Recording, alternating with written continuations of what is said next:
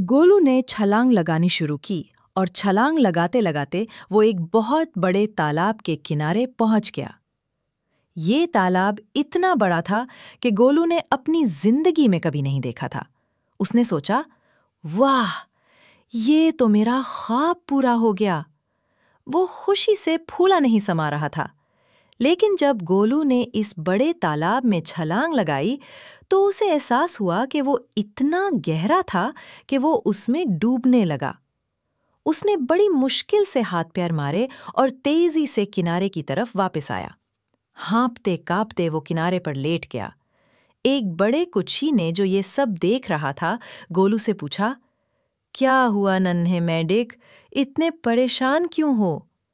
गोलू ने लंबी सांस ली और बोला, मैंने सोचा था कि ये बड़ा तालाब बहुत मजे का होगा, लेकिन ये तो इतना गहरा है कि मैं तो डूबने ही लगा था। कुछ ही हंसा और बोला, देखो नन्हे दोस्त, हर बड़ी चीज अच्छी नहीं होती। कभी कभी छोटी चीजें भी अपने लिए बेहतरीन होती हैं। गोलू ने सर हिलाया और समझ गया कि उसका अपना छोटा तालाब ही उसके लिए सबसे अच्छा था।